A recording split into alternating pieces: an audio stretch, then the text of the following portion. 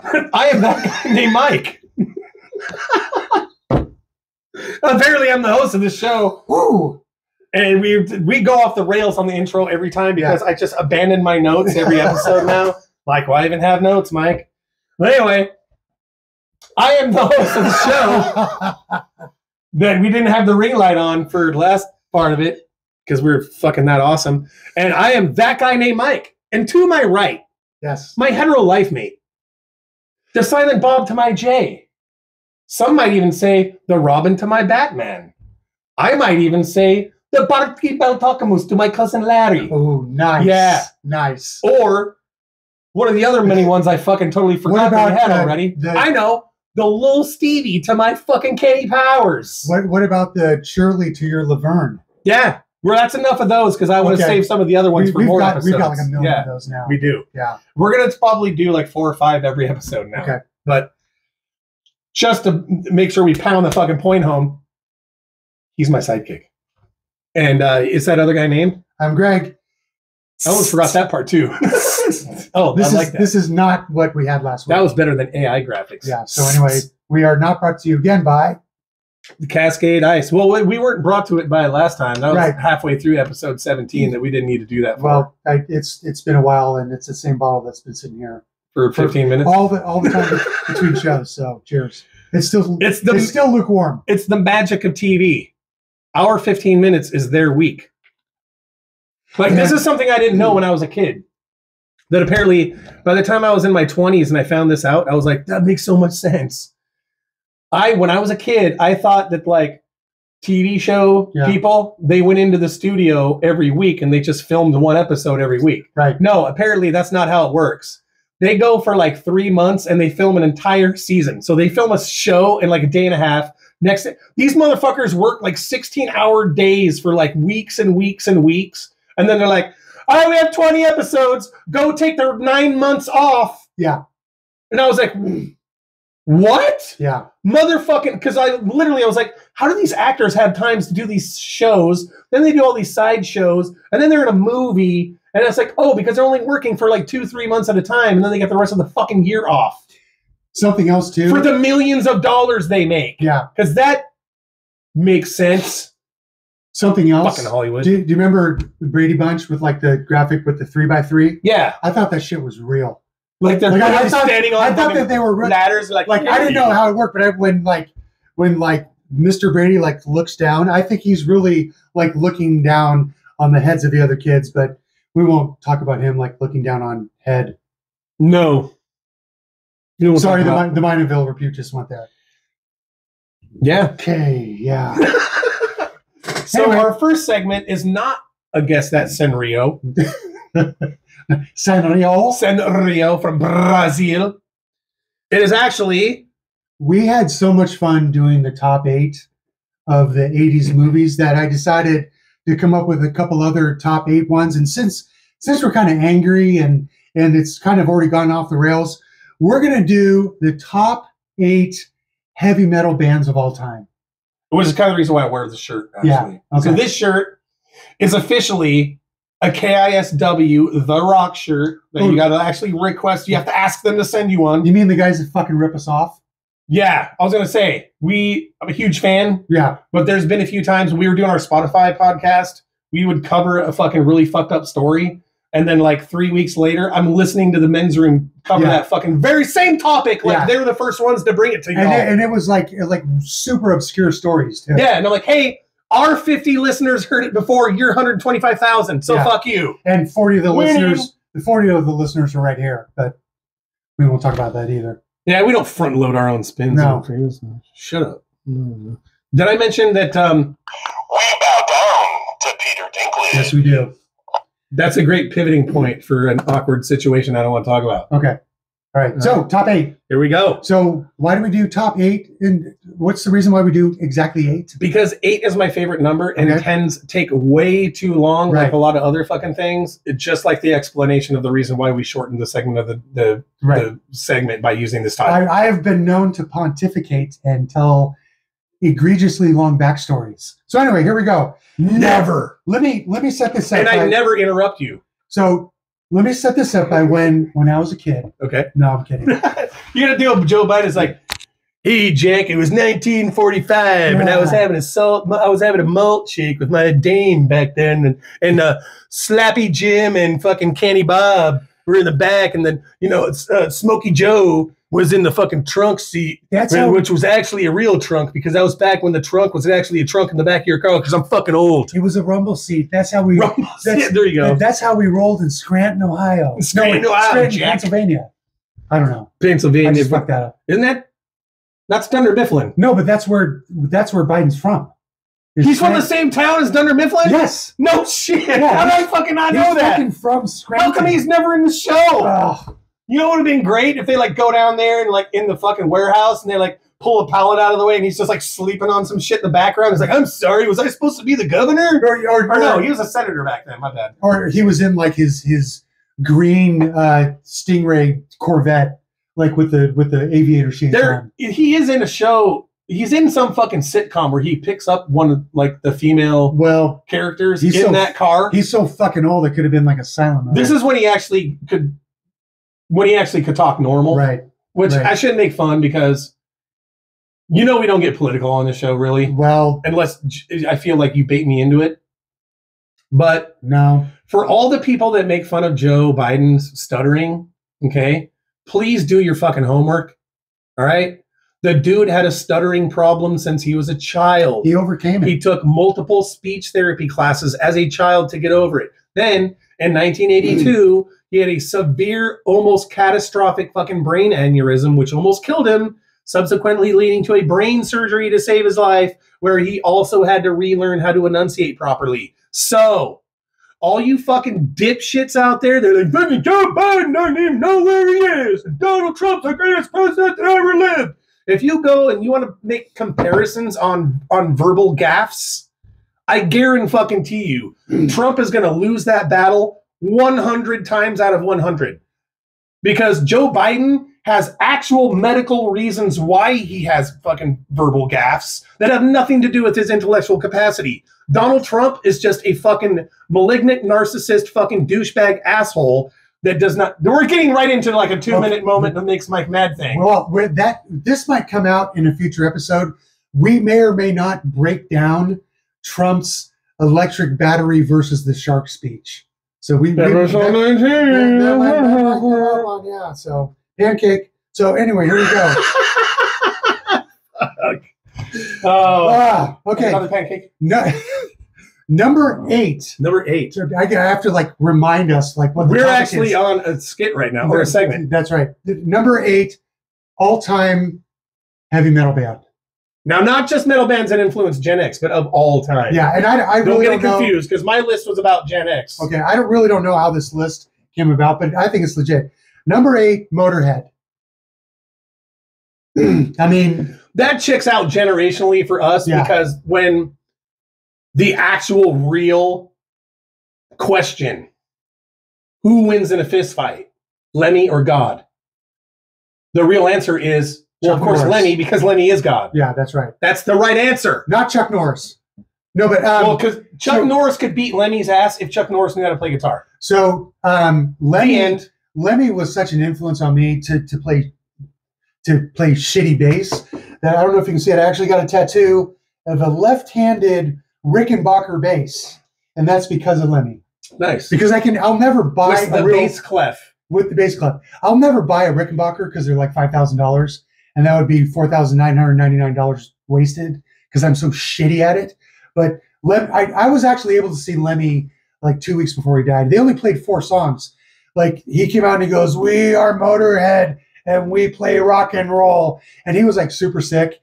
He lasted 4 songs, and then they had to cut it, and we all no one got pissed. Yeah. So anyway, well, the closest I got was having a beer with Lemmy's ghost. Yeah, at the Rainbow. At the Rainbow, yeah. But Buddy Joe was there. Joe, everybody else in the band, passed out at the fucking hotel, and I was like, "Fuck it, man. The only time we come to Sunset Strip is when we play fucking shows at the Whiskey." And I'm blessed. I wore this fucking shirt both times. There's a picture of me, and I'll show it, of me across the street on the same street where the Viper Room is at the corner. Is the Viper Room right next to the Pancake? You son of a bitch. But yeah, it is actually. Oh. And then that was the best way to get the Whiskey A Go-Go in the behind me. So it's like I'm on the corner of the street, it's the intersection behind me, and then the marquee with 627 on it. I was like, I have to get the picture. And because I'm a clout chasing piece of shit, I literally took this picture on my fucking Twitter and Instagram and like hashtagged like 99.9 and KSW in it. And be like, look, I got your rock shirt down to the Whiskey A Go-Go because my band's playing there. Like, yay! I got a bunch of likes and some fucking shares. And I'm like, that's right. I'm almost relevant, you motherfuckers. Nice. That could be why that 627 was like number 37 of the top 100 Seattle bands of all time. Yeah, even though not sure how we got there. You're over Hoobastank. Oh, yeah, weirdly enough. Yeah. Sorry, Hoobastank. If you ever watched this, I don't know how the fuck that happened. Maybe it's because that was the one band that has a worse name than yours. Facts! Facts! I think you're on something. And dude, I watch bands like Green Apple Quickstep. I'm not sure. I was just like, is that... Okay, Hellscape moment. Okay. When I heard the fucking band name Green Apple Quickstep, I immediately thought a horse with diarrhea. I'm just saying, that's exactly what came to my mind. Was like one of those Seattle police cops and like had too many green apples. He's like, oh shit! He's got the trots and he's like trotting down the street. So let's get back to the segment. Fucking Hellscape. God. By the way, when we did the guess that scenario with what the guy did in the Publix and he ended up, squirting on the lady's back, like you said, well, what did he do that fourth day? Did he go to Denny's and have a Rudy Tooty Fresh and Blue? You got that? Hey man, Number 7. Oh God, I'm so dizzy right now. Number 7. Rolling on 7. Megadeth. Oh, of course, that checks out. Yeah. I'm just gonna throw this out there, but 6 through 1 better be fucking badass. If fucking Megadeth and Motorhead are fucking 8 and 7, dude. We're talking big dogs here. I'm not upset with the rest of them. Okay, good. Dude, I swear to God, if you say Firehouse, our friendship is over. So let's skip number 6. And if you guys don't know who Firehouse is, Google it after the show. Yeah, and look it up on YouTube, and you'll be like, "That was on Headbangers Ball once." Yes, it was. No, number 6 is fucking legit. But okay, there was a time where like Megadeth and Metallica, like you couldn't like both of them. You had to like one. You just kind of like Guns N' Roses and Poison. You couldn't like both of them at the same time. Number 6, Pantera. Oh yeah. Yeah. Oh yeah. If Pantera's at number 6, dude, 5 through 1 better be legit. Fuck. I actually broke a guy's nose at a Pantera concert, like in the late 80s. Yeah. I was in the mosh pit and this guy was trying to tear my watch off. So I connected with him and I could feel like the cartilage like crumble. Nice. Yeah, it was pretty cool. So that was like my one badass moment of my life. And you did it. You're like, just I want my watch back. I'm sorry about that. Don't take my watch, asshole. Yeah, sorry. So I made the mistake at my very first fucking Ozfest when Pantera got on stage. It was me and a buddy, right? Yeah. And we had a backpack. And we had like hot dog. We made a bunch of food and like stuck it in there because you were allowed to do that back in the day. Right. The only thing they wanted to know is if you had drugs or alcohol. Mm-hmm. But we had all our drugs hidden in our socks and shoes and shit. Well, we brought drugs. And in your systems. And in our systems. Right. So we got all this food. We had like, I hate to say it, but we literally put fucking alcohol in like Ziploc bags and then taped the Ziploc bags closed. As we would go into the Sandy cans and like basically rip a corner and just be like, because it's just like straight tequila or straight vodka, and you're just like drinking it out of a warm baggie. Nothing says yummy like fucking warm alcohol out of a baggie. But dude, we got pretty wasted, man. So Pantera's coming up, right? I think Godsmack just got done. Pantera's coming up. Ooh. And I'm like, I got a fucking mosh for Pantera. And John's like, you need to take the backpack because I need to go piss. And I'm like, dude, the fucking Sandy cans are like way the fuck over there. And he's like, oh, just take the backpack into the mosh pit. Not a fucking good idea, dude. Not a good idea. You took a backpack? I took a backpack into the mosh pit. I'm standing there. Dudes are like, oh, like they're grabbing the backpack and swinging me around. Of course they are. So the first time I fell down, because I'm just like, whoa, I literally grabbed onto another dude. And he was like, what the fuck, man? He almost fell on me when I fell. And I was like, sorry, he didn't grab me. He's like, fuck you. So I turned the backpack around. So the backpack's in front of me. That's a good one. And I literally was like this, dude. And people were trying to grab the backpack. And I'm like, fuck you. Fuck you. Fuck you. And like, I had no fun, dude. Everybody's like, oh, backpack. I'm like, Yeah. dude, what the fuck, man? It's the definition of anarchy in the mosh pit. But you know what's fucked up is like every time somebody would get clocked, like the dude that you clocked on accident, Yeah. the one asshole that's throwing fists everywhere, when he does connect with somebody and they fall down, like 40 people come and immediately pick him up. It's like you almost barely touch the ground. You're like, oh shit!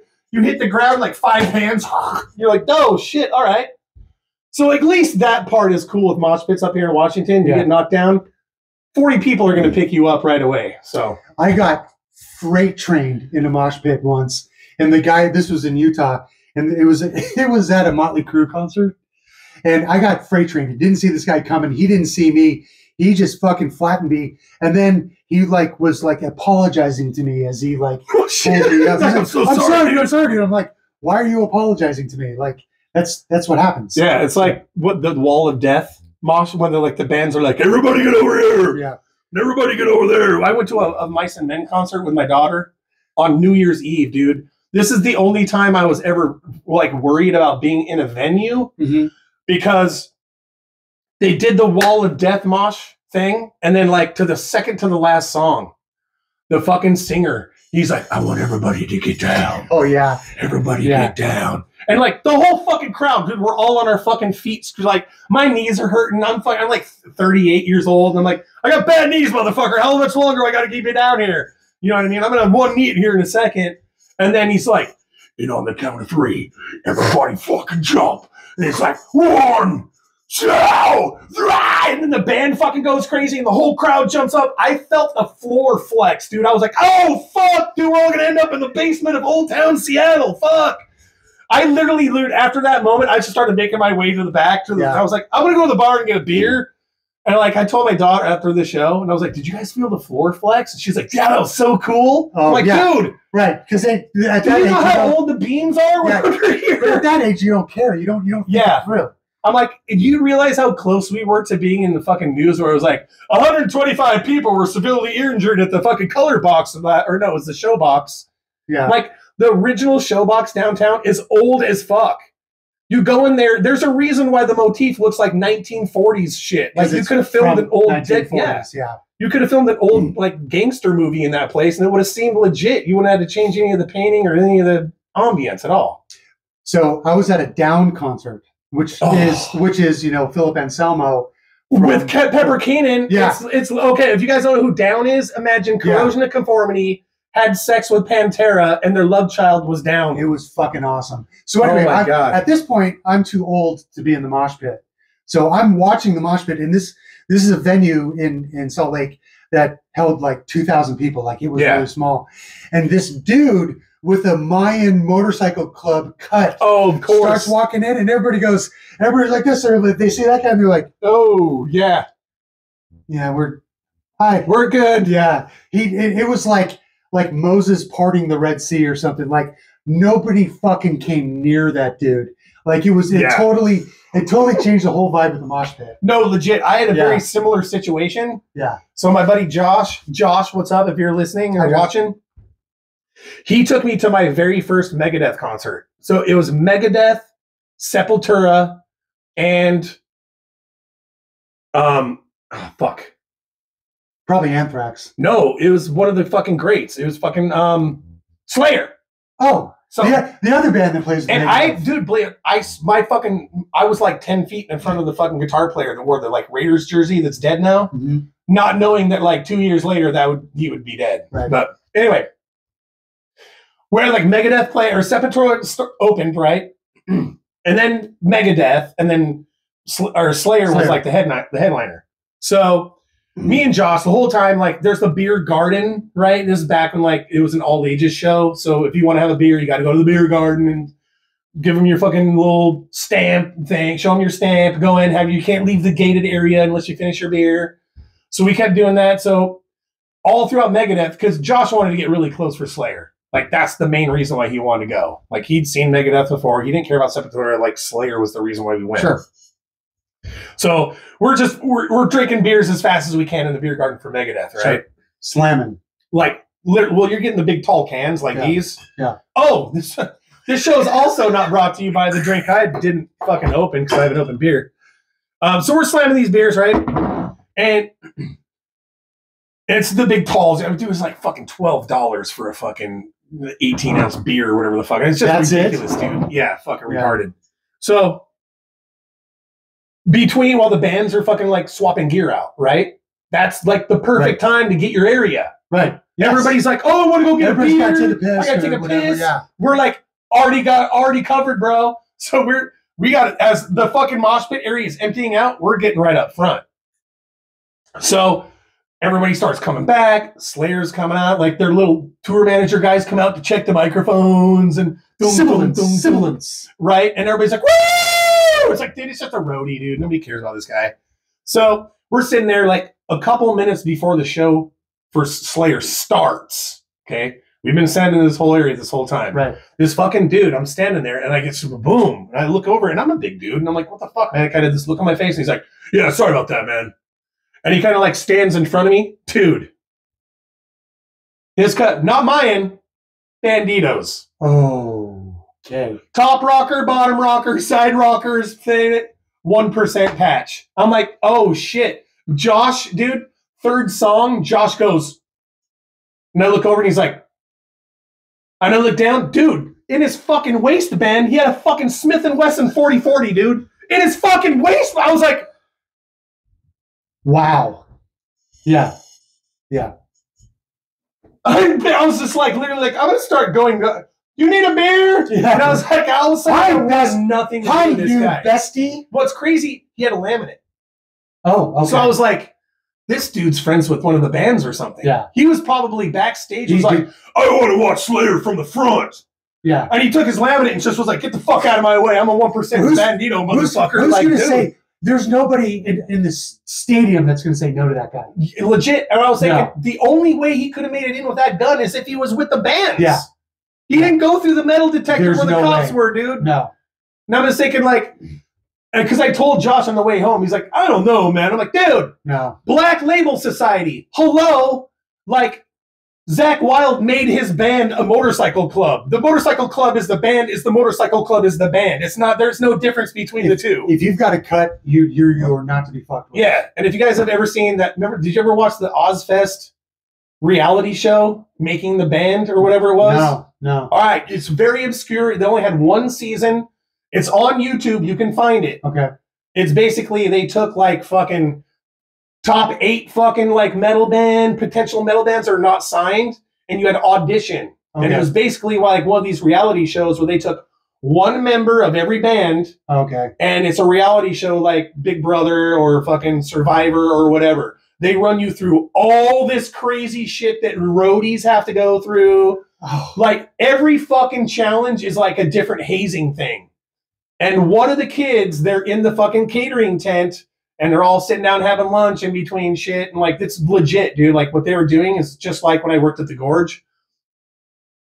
Dave, who is the main tour manager for Ozzy, dude's like a member of the family. Dave, the tour manager, has a fucking Black Label Society cut. He leaves his cut on his chair to go do some shit. Yeah. One of the contestants sits down and is like, oh, fuck. Dave's cut. And he puts it on. Walking around. And the other band member contestants are like, what the fuck are you doing?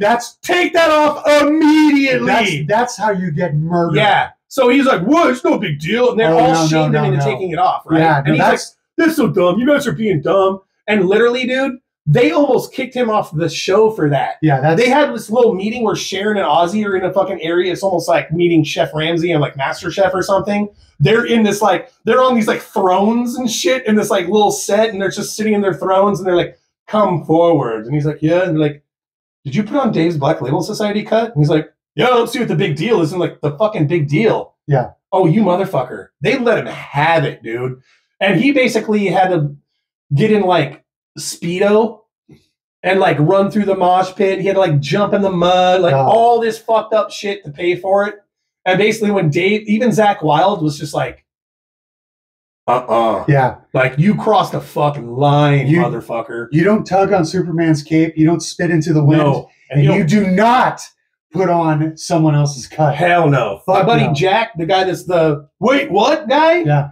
He was the fucking president of his own motorcycle club in fucking Colorado. And when he wanted me to be a VP for a chapter out here, I fucking turned it down because I was like, dude, I know what's involved in that shit. Yeah. I want no part. I still have kids in school.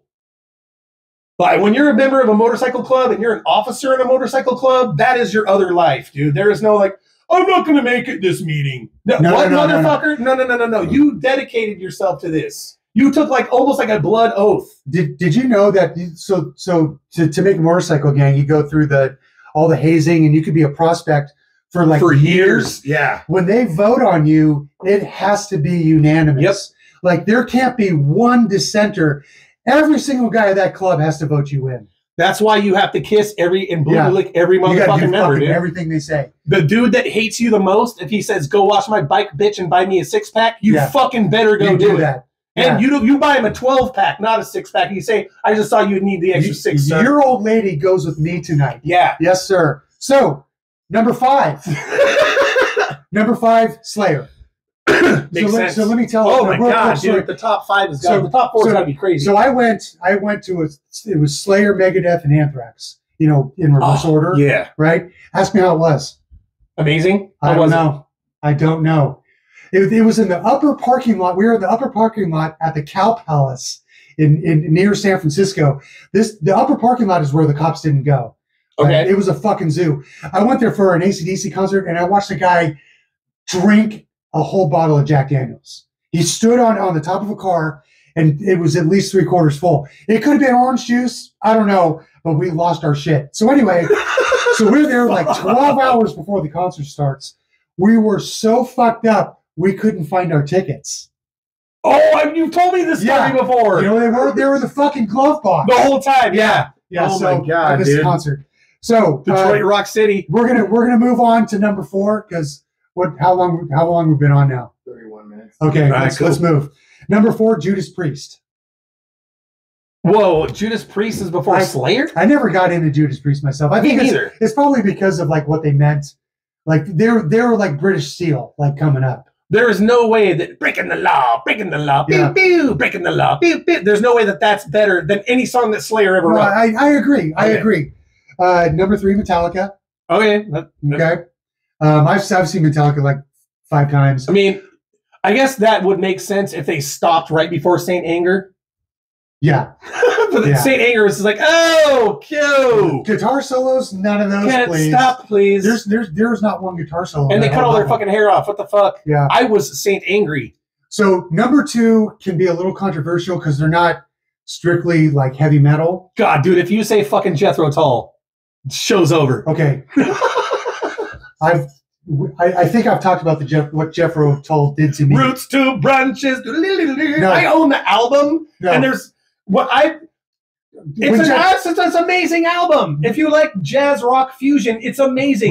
with the rock flute. No, Jethro Tull when they won the Grammy in '89, I put my fist through a wall, and we put a frame around the wall and we called it the Tull Hole. That was actually my nickname for my nickname for like 2 years in college was the Tull Hole. Somebody was like, "This just proves that God is Bob Seger." Yeah, it was a fucking farce that they. Okay, Yeah. number 2, Number 2. Iron Maiden. Okay, Power Slave was a fucking incredible album. I accept that because they were one of the pioneers of that genre of metal, and they didn't really fucking deviate until Bruce left the band. Yeah. And even when Bruce left the band and they got the replacement, the music, the writing style of the music of Iron Maiden didn't change. The only thing that changed was like, is that Bruce? You weren't sure if he was singing or not because the dude that they replaced him with was similar, but not exact. You know what I mean? I pretty much boycotted. I boycotted Iron Maiden, and then when Bruce Dickinson made the album Tattooed Millionaire, like I boycotted that too. But I've seen him like 5 times. It was actually one of the greatest concert moments of my life was we went to go see Iron Maiden and Wasp opened. Mm-hmm. And that's when like Blackie Lawless, right? Like the whole PMRC thing. Yeah. So Wasp pulls out this meat grinder on stage that's like fucking 15 feet high, and then they bring out this woman in a bikini like in handcuffs, and she's all oh, of course, can't really do that now. So she's all like struggling, and she's got like a thing in her mouth, and you know, like a bound or whatever. Well, So one of the whole premises of 80s metal was to exploit, sexually exploit women was part of the premise. Just look at like the inside cover of Appetite for Destruction. It's like a woman like got raped by a robot, right? You know, but anyway, so she struggles and they make her go up like the stairs to the meat grinder, and then Blackie Lawless takes his handle that's like 6 feet, and he starts cranking it like this, and raw meat spewed out into the crowd, and we lost our shit completely. That's where Gore got the idea. Yeah, it was one of the greatest moments ever. Okay, number one heavy metal band of all time. Don't say Aerosmith. Black Sabbath. I'm okay with that. I'm okay with that. I am. I am okay with that. Yeah. Because you can't call fucking Ozzy the Prince of Darkness without them being at the top. Well, I mean, living with Black, like Ozzy, and then like, you know, in the 70s and then Ozzy in the 80s and stuff. I mean, that was heavy metal. And if I fucking swear to God, the Black Sabbath with fucking, you know, Ronnie James Dio? Yeah, I don't even like fucking acknowledging the fact that that was Black Sabbath. That never happened. Okay? The Ronnie James Dio years of Black Sabbath is like our fucking glitches. They're not real. They didn't fucking happen. I cannot tell you. I flipped the fuck out, okay? I'm like 15 years old, okay? I go to my fucking buddy's band. He has fucking so many fucking cassette tapes. I was like, oh my God, dude. Dude, I'm like, you have so many cassette. Did you take the like buy 99 fucking cassette tapes for $1 and then you just kept doing that? The club? Yeah, that's the club, dude. Biggest fucking scam. We had like fucking preteens in the fucking 80s, dude. Fucking, we scammed the shit out of that. I don't know how those companies made any money, dude. I had 4 different names for that club. And of course I couldn't get them. Dude, I legit thought I was going to prison. I swear to God, I'm like 14, 12, and I can't pay for it. You get like 8 tapes for like a penny. Then you got to buy like all these shitty ones, and I swear to God, I thought I was going to prison. I really did, because I was like, yeah. I mean, we all thought, dude. My shit went delinquent. My dad's like, what the fuck is this? Why do I owe 182 to Columbia House? Well, I'm sorry, Dad. I got fucking 45 tapes though. Okay, we gotta wrap this up. So anyway. This dude, I'm like, oh, fuck, you got this Black Sabbath's greatest hits, right? Yeah. No, dude, it was like all their greatest hits sung with fucking Ronnie G. So when he put the first song in, I was like, wait, what the fuck is this? Like, nowadays, it's like Kid Bop. I don't know if you know what Kid Bop is. That was like the first moment where I was like, what the fuck is this fake-ass shit? Yeah. Why is the music legit and the singing is not the person singing it? Like, I'll go one step further. They used to come out with albums by K-Tel. And the albums were like sung by somebody else other than the artist. Yeah. And it would be like, you know, Heaven on the Seventh Floor, or, you know, Cold as Ice, you know, like played by some fucking, you know, Stallone's brother, you know, or some shit. So yeah, we should probably wrap this up. Yeah, that'll have to do it. Okay. So, all right, guys, you guys know the routine. Yeah. Keep it strange, y'all. Inappropriate, weird. And pancake. I beat you to it. You can still do it again, though. Dinklage. Oh, okay. That's going to be really small because the pedestal is like really big. And it's going to be the smallest Peter Dinklage ever. I can't wait to see it. But anyway, all right. Your weird, awkward, or confusing, or funny TikTok moment of the day is where? Right there. Try durian fruit. Bet you won't. Really. I got your durian fruit right here, and this has been a long time coming.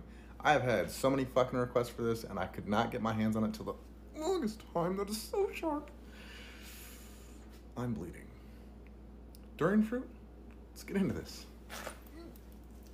Durian fruit's supposed to be the stinkiest fruit on the planet. And so far, it's supposed to smell like a dead carcass. This smells like a melon to me. I think I got the wrong shit. I got it open. It's the right one. I'm not really sure what part of this thing is supposed to be edible, but I can assure you it stinks. Ugh, it smells like a fucking rat. The fruit we're after is that right there. People say it tastes like custard. I think that's a fucking lie.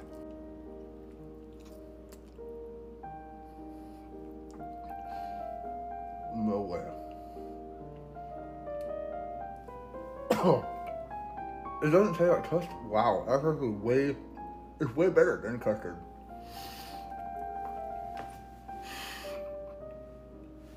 I should have done this shit outside. This is a out. Yeah, I think the first bite was. I think I might have just got a bad part of the fruit, so.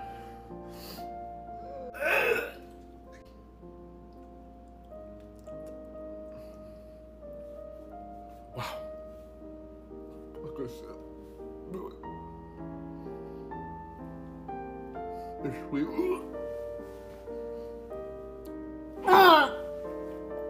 It's so fucked up, bro. It's so fucked up. Good.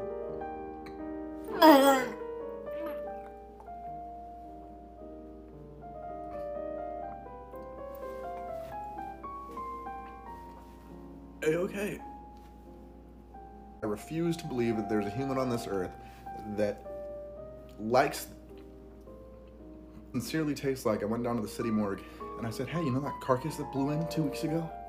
Go ahead and just slice off his left ass cheek, squeeze it into a shell covered in fucking thorns. Call it good. Look at that shit. 0 out of 10. And as always, have a beautiful Thursday.